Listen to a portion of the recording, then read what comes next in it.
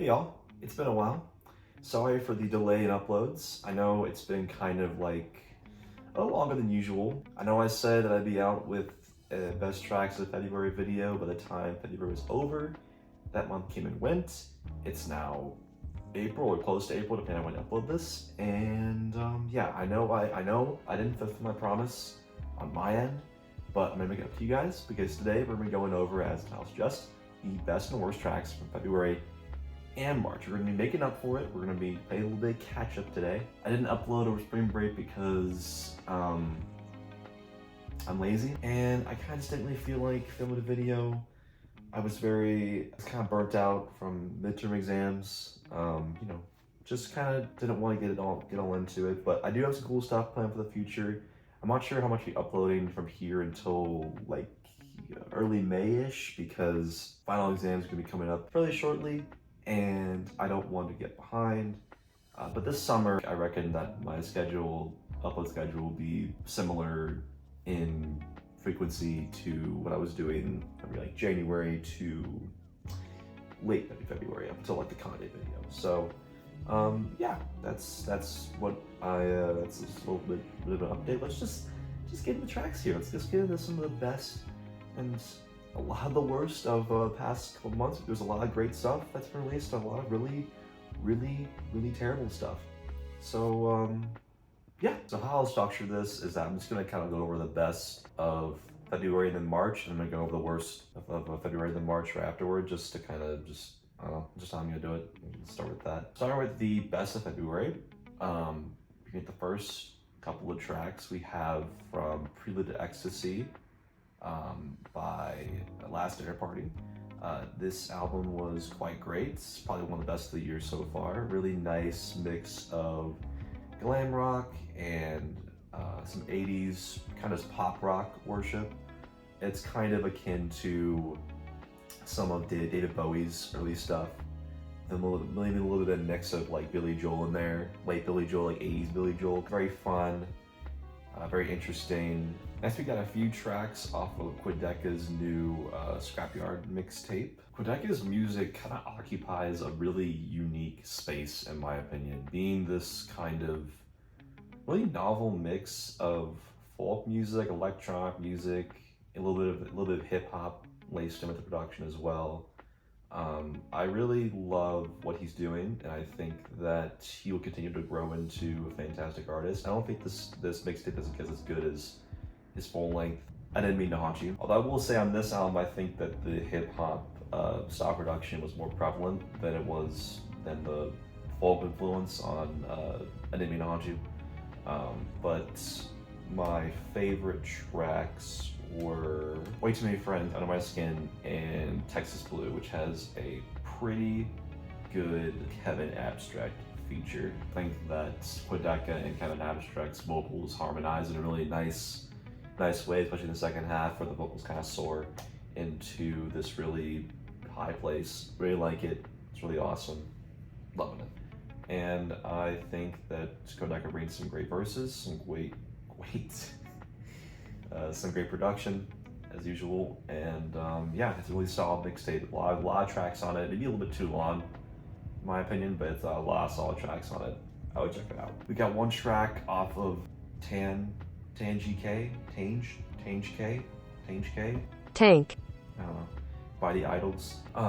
This album wasn't amazing overall. I did think it was decent, but I did like this track a lot. It also has appearance from LCD Sound System, surprisingly, who I didn't even know they were still like involved in the music industry anymore after their kind of comeback album, that American Dream album that came out like 7 years ago. Interesting to see them taking part in a song again, and I'm glad they are because the song's really good. I think they bring some of the production, if I'm not mistaken, with these great guitar riffs and the kind of punk, glitchy aesthetic.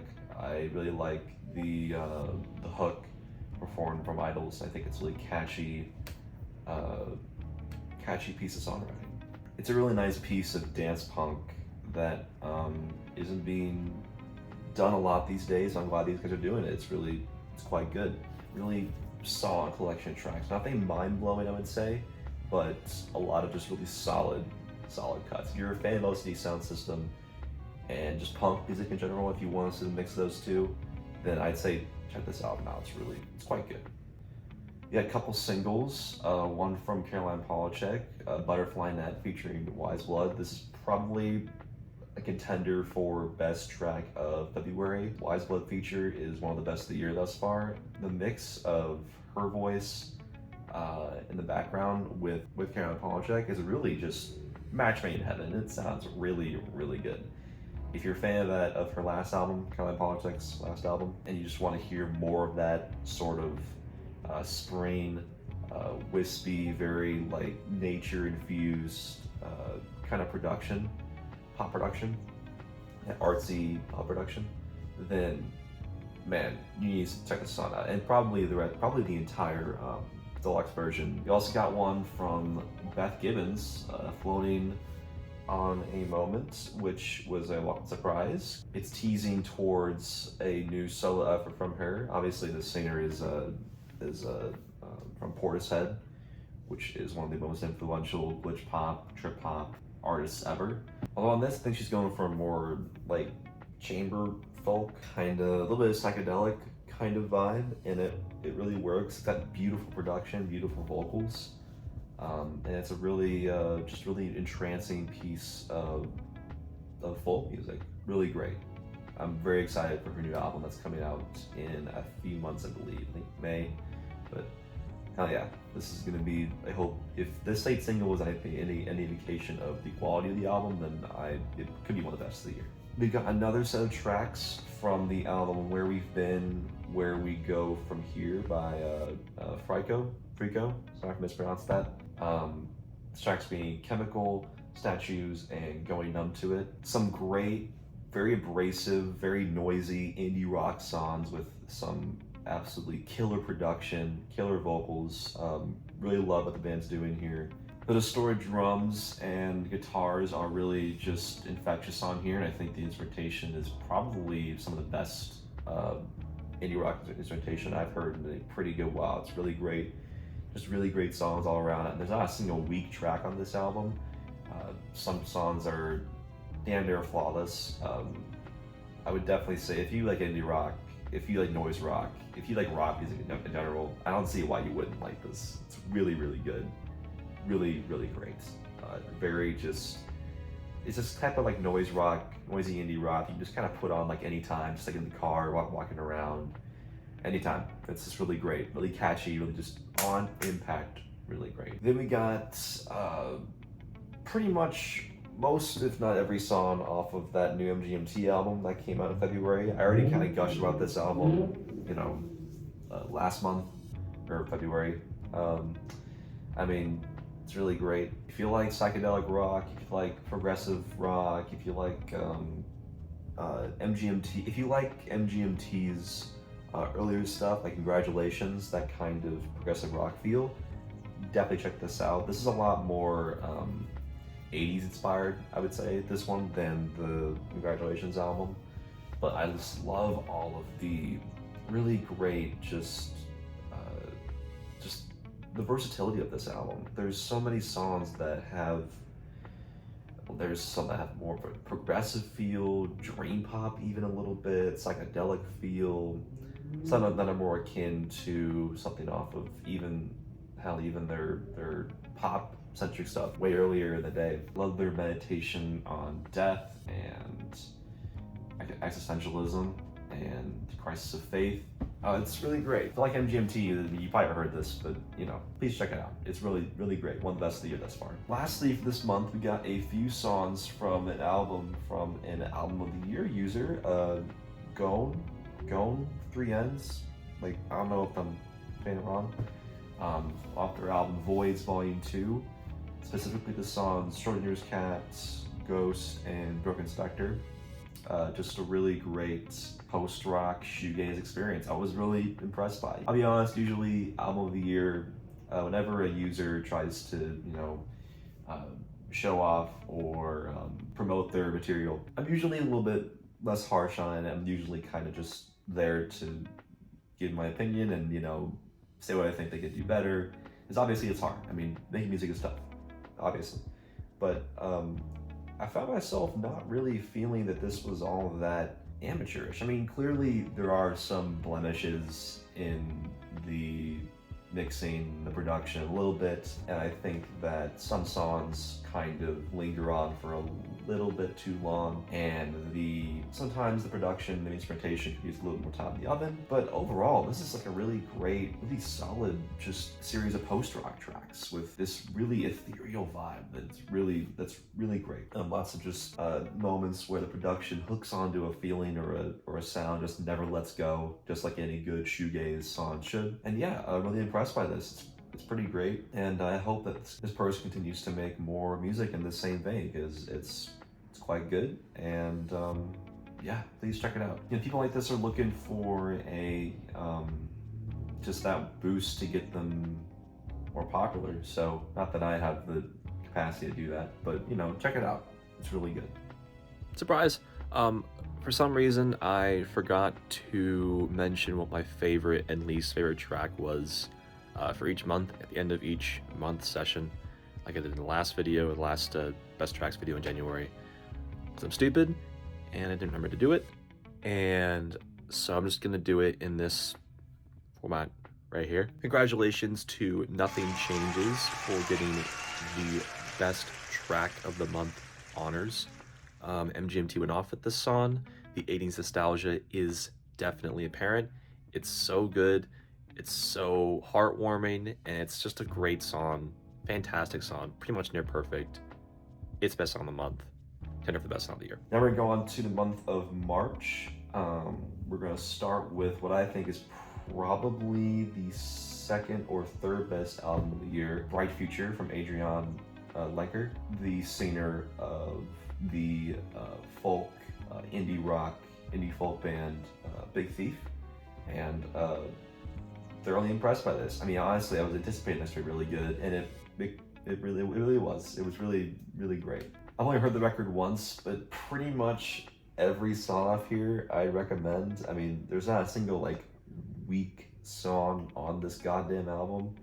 If you like just straight folk music with some really touching and very personal lyrics, then I'd really check this out. My favorites though were Sadness as a Gift, No Machine, Free Treasure, and Ruined. Those are my personal favorites though. I love the very simple but effective use of like piano mixed with the slow guitar playing. It's really great, very emotional, just really solid folk music, and thoroughly impressed by it.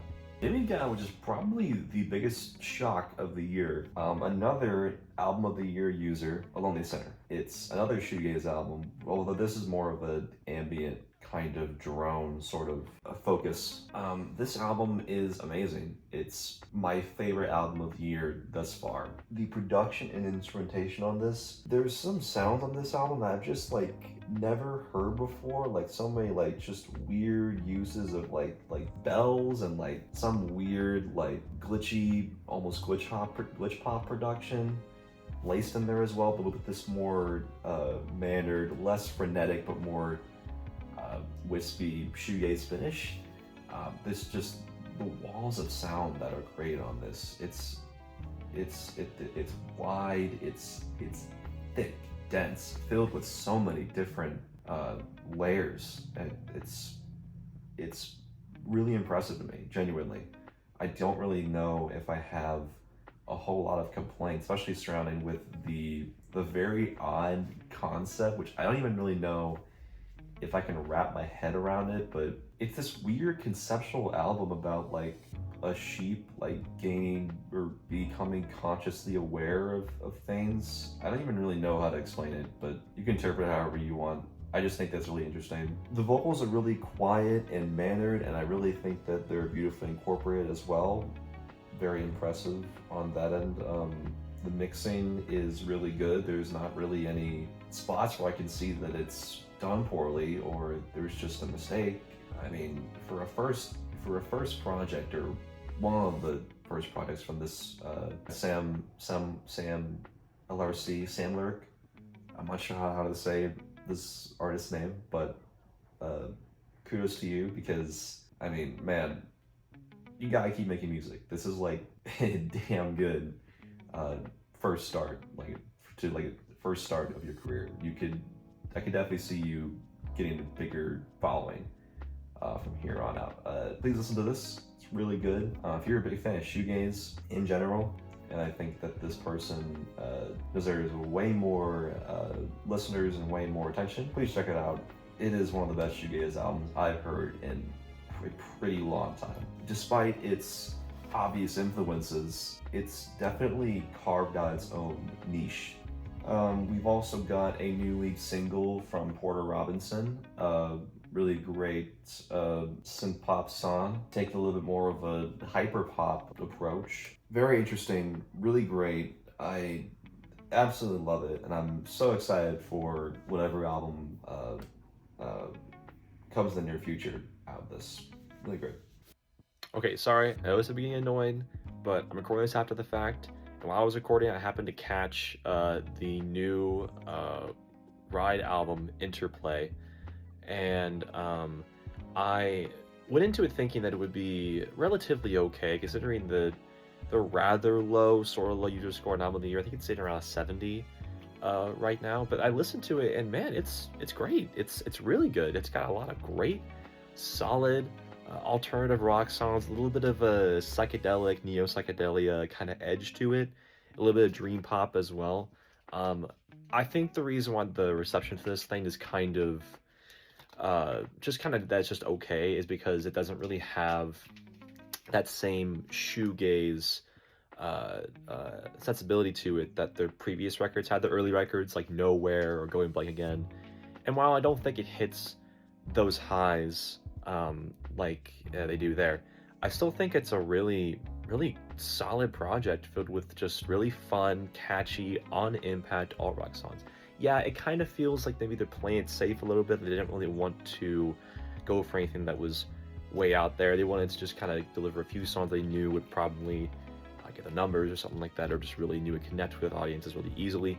But there's nothing so wrong with that if the songwriting is still relatively solid. The production is still really good. The instrumentation is still great. I love the catchy guitars, catchy rhythms, and sweet melodies. Specifically on songs such as Peace Sign, Last Frontier, Monaco, and Midnight Rider. All four of those songs really great. You should catch all of them. Yeah, it's a really good album. You should have to check it out. And finally, even though it just released like last night, the new Beyonce album, Cowboy Carter. I'm not gonna get into like a big review of this album. I mean, if you want to see my score, you can just check out Album of the Year. It's too long, but I do think that there are a couple tracks I pulled from it that are actually pretty great. I know this is labeled as a country pop album, but if I'm being honest, my favorite songs are the ones with the least country instrumentation. Not just saying that because I don't like country. I mean, I'm not a country fan. I don't think that Beyonce really went all in on the country aspects of the album. It's more pop than it is country. And I think that when she does kind of lean into that more pop, that more comfortable pop side of herself, you get some bangers like Bodyguard and Ya Ya, my two favorites. Cute lyrics, it's a fun time for the most part. I thought this album was a pretty decent listen. Yeah, it's fun. It's gonna blow the up. I know it will. I mean, obviously it's Beyonce, but I will say that going for a more country-esque approach to her stuff is pretty smart on her part, because artists like Zach Bryan and Chris Stapleton are really popular, especially with people close to my age, and lean into that side of the music industry, and that like country kind of, that new country is pretty smart, and it's going to lead to probably one of the biggest albums of the year. Best track of this month has to go with Philautia off of Sam LRC's new album, Lonely Sinner. This song is just the post-rock showcase. Amazing sounds, amazing production, shoegaze influence. The vocals are so beautiful. This song's amazing. Easily one of the best songs of the year thus far. Go check it out. It is a necessity to check this track out. Trust me. All right, now we're gonna get into the worst of February and March, the worst stuff that music industry had to offer. To be honest, there was a lot of crap. More crap than I thought there would be. But let's just start with what I think may be the worst album of the year. That being the new Kim Petras album, Slut Pop Miami. This is some of the most awful, and just, I mean, it could be satire. It's probably satire. I mean, maybe it's not, but I hope it is. But it's just so, based on what I just told you, the album title, you can probably guess what pretty much every track on this album is about. This album features tracks titles such as Cock Blocker, Rim Job, Whale Cock, Head, Poncho, Gag on It, Banana Boat, Butt Slut, and a few other gems in the titling. And I mean, yeah, it's something.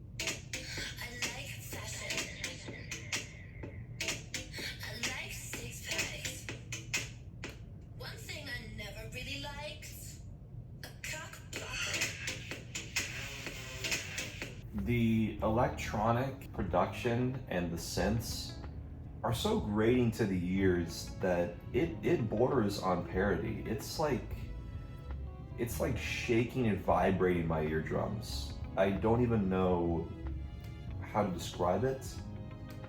I would just say that it's one of the it's an experience. I mean, I could just copy and paste every lyric on this album is on the screen right now, and I could just tell you my score, and you would totally accept it. Yeah, every song on this thing though, all 11 tracks, or sorry, excuse me, all 12 tracks, insipid. Jesus. Next we got the new album from Jason Derulo, New King. This is apparently the highest selling record of the year thus far, which is absolutely embarrassing. And whoever allowed this to happen, if you bought a copy of this, I don't want to talk to you. I don't want to talk to you ever. This thing was so bad. The production is so overproduced. It's so bland. It's so boring. It's so annoying. It's borderline offensive. Most of the time offensive, actually. Jason Derulo's lyrics are like just as corny and like fake as usual. And he's just so, oh my god, it's so long. It's why it's so bad. Just I'm gonna say every song is just terrible. Then we got the new record from J-Lo, from Jennifer Lopez. This Is Me, Now, ... a sequel to her album from, I don't know how long ago it was, 10, 20 years ago, whenever the hell, This Is Me Then. And to be honest, I didn't think this would be that bad, but it's not very good. It's not the worst record of the year, but there's some baffling songs on it, like Mad in Love, Dear Ben Part 2, Hummingbird, and Hearts and Flowers. Those four were my least favorite. J-Lo, I mean, I don't think that she's like the greatest singer of all time or anything, but she can hold her own vocally. Why is there so much auto-tune on her vocals on this album? I don't understand why they did this. Was it really that bad in the studio that they decided to really just lather her vocals in just this awful auto-tune? It's so obviously applied. The lyrics are so, like, it feels like she wrote these in like 2 minutes. Like, there's no style, there's no personality to it, there's no like interesting wordplay, there's no interesting like, there's nothing interesting about it. It's just like the most generic lyrics you could possibly think of. You guys remember that Super Bowl ad from this year where with the Ben Affleck Dunkin' Donuts commercial? When J-Lo was in it and she was like working on her album, whatever the hell. I kind of wish that actually happened, that Ben was actually in the studio, because I felt like he could have written better lyrics than this crap. Do better, Jenny. Come on. Now, as far as the worst track of February goes, I went with, I had trouble picking a song, a specific song from that Slut Pop Miami album, or EP, from Kim Petras. I just went with, I think I went with Cubana. I don't know. You can really pick any of those songs on that album, and I'd probably agree with you. They're all terrible. They're all trite. They all suck. But that one was probably the worst, the most offensive, too. So, congratulations, that song. And then March, okay, we're almost done. We got a few songs off that new Flo Milli album, Fine Ho, Stay, Clap Song, and Tell Me What You Want. This album's just basically that Sexy Red album from last year, but like worse, much worse. That's basically what it is. I'm not gonna elaborate, just don't listen to it. The new Justin Timberlake album has some pretty embarrassing moments, like Liar, Selfish, and Paradise. Those 3 songs create this unholy triforce of just horror. It's not good. Justin's vocals are just as bland and babyish as usual. He doesn't bring anything new. Production's bland. It's boring.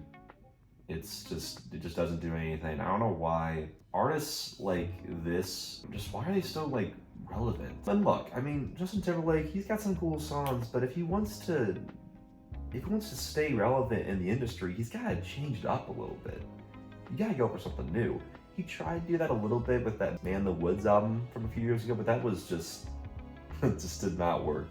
This just doesn't even have that going for it. The new Usher album, I mean, maybe I'm being a little bit too hard on Usher here, but I don't know. Some of the songs on here are just trying to be like life affirming, a little bit slightly emotional, and none of them really work. Usher just has this really blasé, really not interesting take on that R&B sound he wrote it on way back like the 2000s and like 2001. We don't need this. We don't need this. There's too much auto-tune on his vocals. I think Usher can sing. I mean, he kind of proved that with the halftime show from this year, but which was also kind of whatever. But you know, it doesn't do anything for me. None of this from this month was as bad as what also released last night. The new, the new album from MGK and Trippie Redd. Genre sad boy. Look, I'll give it credit where credit is due. I mean, I know that MGK and Trippie Redd mean well here when they're trying to make music with this kind of emotional flair to it. I don't know. I get why they want to make stuff like this, but at the same time, it's so not genuine. MGK is 33 years old. And he's still making music like this. There's no urgency or sincerity with the lyrics and the way that these songs are performed. I don't even think Trippie Redd's that bad of a singer or a vocalist. I don't think he's even that bad at rapping, but he's even worse than usual on this. MGK's rapping is MGK rapping. You know how it sounds. You know what it's like. There's nothing that's all that surprising. I mean, look at this album cover. Look at this. Look at this album cover. Look at Trippie Redd. Look at him. What is going on? And then you get into the lyrics on this album, and they're so bad. It's something to behold, man. It's something to behold. Obviously, I cry a lot. Everyone's alive except for me. Sometimes I'm bad as hell. I don't even know if this is like supposed to be parody now. I mean, it's so bad that it loops around to like being good again. There's even a song here called Struggles. The vocal melody and like the humming and the childish way that it harmonizes and the whistling in the background, it almost sounds like an emo song that would be played at like an elementary school classroom. It's very hard to describe, but once you hear it, you would understand what I'm talking about.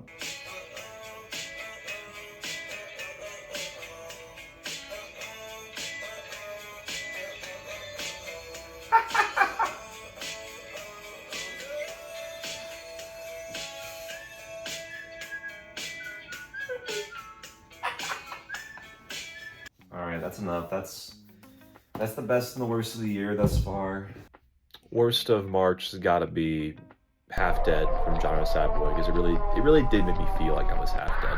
And a lot of great stuff that you should listen to. A lot of not so good stuff that you should avoid at all costs. Once again, thanks for watching. It's been really fun. Hope you got some good recommendations out of this. Hope you got maybe a couple laughs, couple of warnings to heed to. Yeah, great talking to you guys. Thanks for watching. Please subscribe.